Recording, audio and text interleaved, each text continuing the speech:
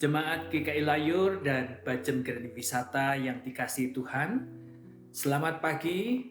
Dalam sapaan pagi hari ini, saudara, saya mau membacakan salah satu bacaan di dalam 1 Yohanes 3 ayat 10 sampai 16. Ini adalah salah satu perikop yang dicatat di dalam jadwal leksionari.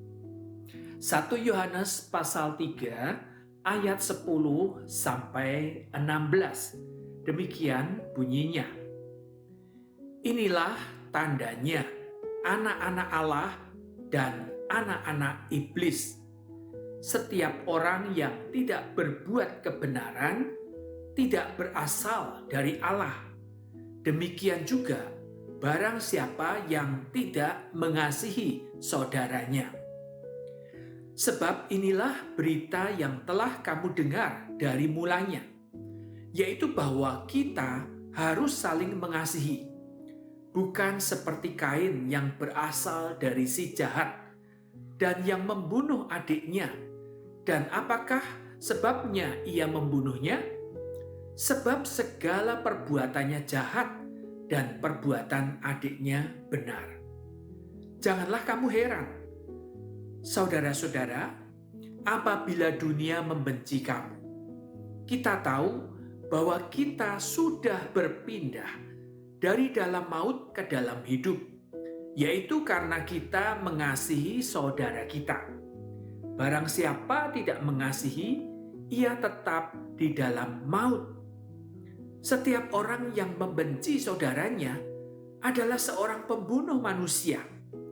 Dan kamu tahu bahwa tidak ada seorang pembunuh yang tetap memiliki hidup yang kekal di dalam dirinya. Demikianlah kita ketahui kasih Kristus, yaitu bahwa ia telah menyerahkan nyawanya untuk kita, jadi kita pun wajib menyerahkan nyawa kita untuk saudara-saudara kita. Ya, saudara, sampai di sini ya pembacaan Alkitab. Nah, saudara, kita pada saat ini hidup pada zaman yang disebut dengan post-truth. Apa itu post-truth? Ya, mungkin istilah padanannya di Indonesia tidak kita kenal dengan baik ya. Tetapi istilah post-truth itu adalah suatu kebohongan yang dapat menyamar menjadi kebenaran. Jadi kebenaran dan kebohongan itu menjadi relatif, menjadi tidak jelas, tergantung kondisinya bagaimana menyatakannya.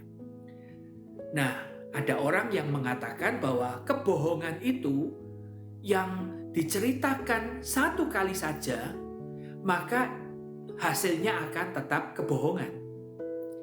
Tetapi kalau kebohongan itu diceritakan berkali-kali, terus-menerus, maka bisa akan menjadi kebenaran.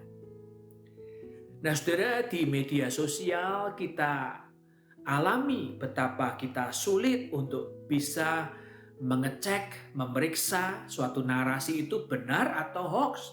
Ya, di situ terkandung asumsi pribadi penulis, ada prasangkanya, ada subjektivismenya, sehingga kita memang tidak gampang ya.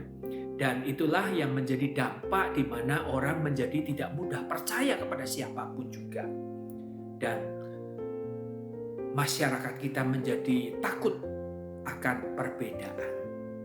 Nah, saudara, di dalam Alkitab dinyatakan oleh Yohanes bahwa anak-anak Allah dan anak-anak iblis itu sekilas memang mirip ya, sulit untuk dibedakan. Sebab memang iblis itu bisa menyamar bagaikan malaikat terang.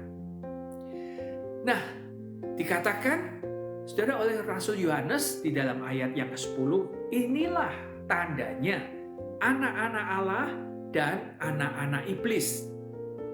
Yang pertama adalah bahwa anak-anak Allah itu melakukan kebenaran.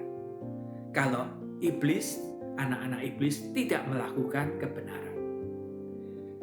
Nah, tetapi saudara, makin hari kita akan makin sulit untuk bisa menyatakan atau memahami bahwa ini benar atau ini tidak benar.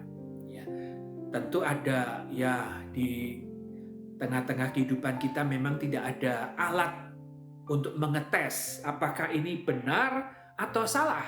Ya, dengan instan tidak ada alat seperti itu. Kita harus menggumulinya, kita harus perlu waktu untuk ngeceknya dan seterusnya.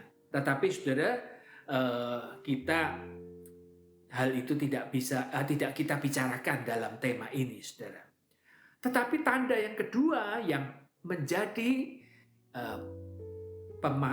perenungan kita hari ini adalah ketika Yohanes mengatakan, inilah tandanya anak-anak Allah dan anak-anak iblis, yaitu anak-anak Allah itu akan mengasihi saudaranya, sedangkan anak-anak iblis tidak mengasihi, ya, bahkan membenci.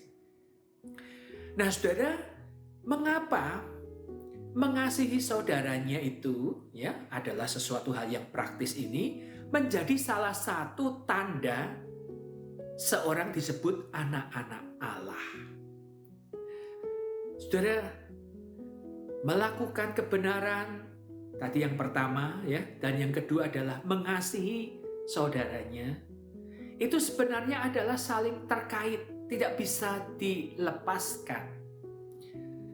Kalau kita lepaskan hanya mengenal kebenaran saja tapi tidak mengasihi, itu akan menjadi iman yang palsu ya, tanpa perbuatan.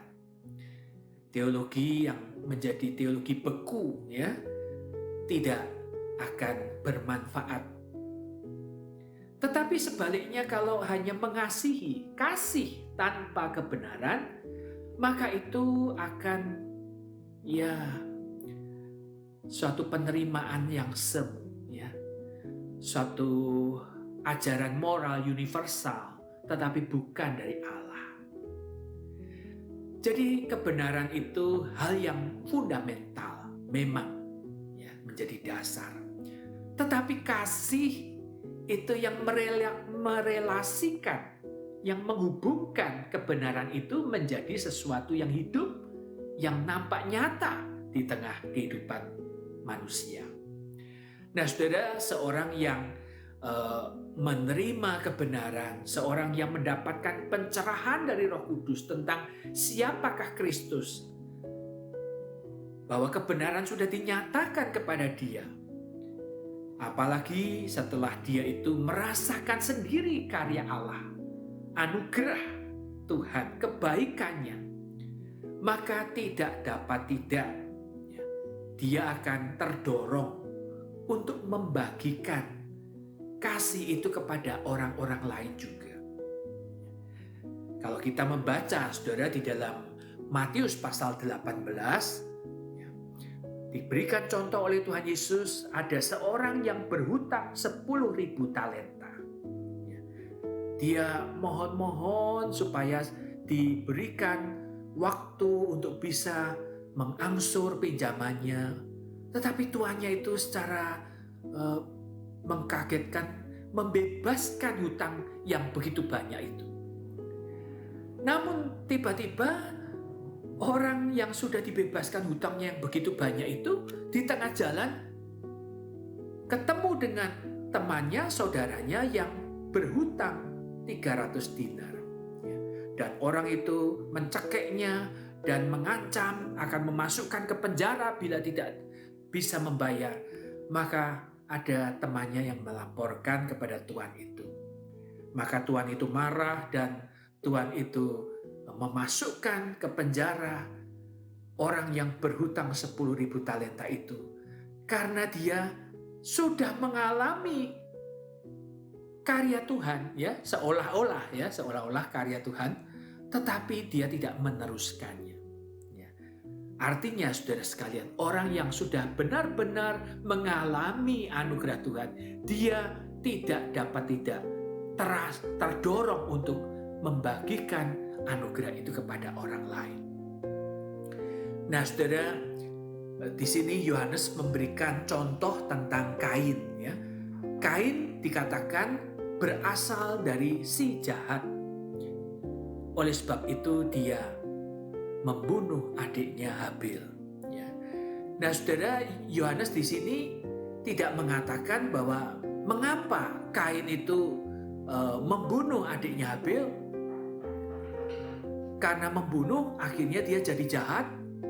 Tidak, tetapi justru dia itu adalah berasal dari si jahat, sehingga segala perbuatannya itu semata-mata tidak baik.